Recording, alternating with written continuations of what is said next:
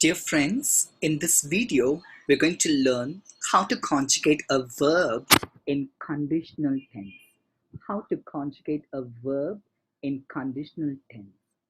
So, to conjugate a verb in conditional tense, we need to know how to get the conditional stem and what are the conditional endings. To conjugate a verb in conditional tense, we need to know how to get the conditional stem and what are the conditional endings. So let's check. The conditional stem and the future stem are the same. The conditional endings and the Amparfa endings are the same.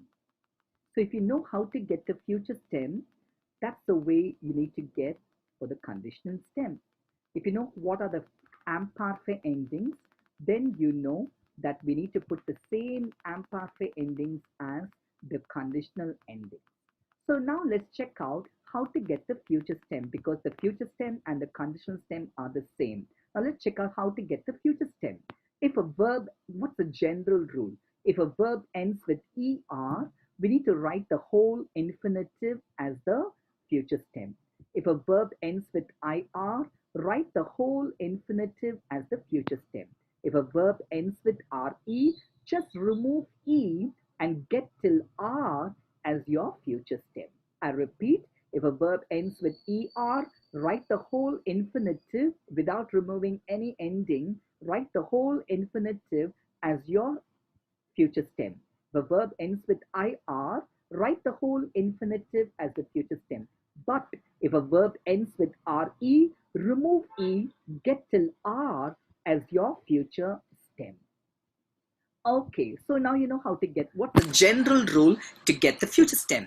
But now let's check out the Amparfa endings. So what are the Amparfa endings? For je, it is AIS. For tu, AIS. For il and L, AIT. For nu, IONS. For vous, IEZ. For ILS and ELES, AIENT. Now you know the future stem, how to get the future stem, what's the general rule to get the future stem, and what are the Amparfa endings. So did you notice, my friends, for the conditional, you need to know the future stem and we need to know the Amparfa endings. Now you know what's the general rule to get the future stem and what are the Amparfa endings. Now let's check now. Let's go further. But for certain verbs, we need to by heart the irregular future stems. For certain verbs, we need to by heart the irregular future stem. For all the verbs, we cannot go with the general rule. Some verbs may end with ER or IR, but you should not write the whole infinitive like how we have done for parler and finir. Some verbs, they might end with RE, but you can't remove E and get till R as your future stem. But you need to by heart the irregular future stems. Let's just go ahead. So for the verb avoir, it ends with IR, but like finir, you can't write the whole infinitive. You have a special future stem, and that is AUR. For the verb être, you have a special future stem, it is SER. For the verb aller, you have a special future stem, it is IR. For the verb venir, you have a special future stem, it is VIENDR. For the verb faire, you have a special future stem, it is FER. For the verb pouvoir, you have a special future stem, it is POURR. And for the verb vouloir, you have a special future stem, it is VOUDR. So did you notice, my friends, for certain verbs, we need to by heart the irregular future stems. Now let's check out the English translation. When a verb is conjugated in conditional tense, what will be your translation? Je voudrais parler au directeur. So I hope you remember when two verbs are placed side by side, the first verb vouloir is conjugated and the second verb parler, it should remain in the infinitive form, in the original form. When two verbs are placed side by side, only the first verb should be conjugated and the second verb should remain in the infinitive form. So what's your transfer for je voudrais parler au directeur?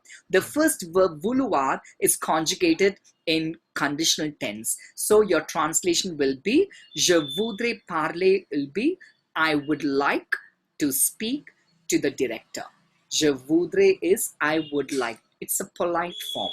So when you want to be polite, you'll be using conditional tense. Second one, est-ce que tu pourrais m'aider? Is it that you would be able to help me? Is it that you would be able to help me, or could you please help me, or would you be able to help me? So it's kind of another polite way, and it is would you be able. Next, let's check out. The conditional is often translated with would or could in English. It's always translated with would or could in English. Now let's check out. When will you use conditional tense? We use le conditionnel in the following cases. Okay, let's check it out. To express a wish, a possibility, you'll be using conditional tense. To express a wish, a possibility. For example, Michel aimerait être en vacances. Michel would like to be on a vacation. See, he's expressing a wish. Michel would like to be on a vacation. So we are using the verb aimer in conditional tense. The second one, you can use conditional tense as a tense to talk about the future.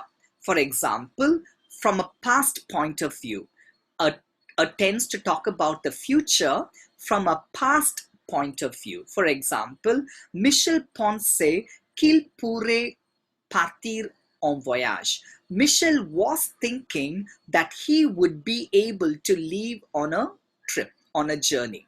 Michel was thinking that he would be able to leave on a trip.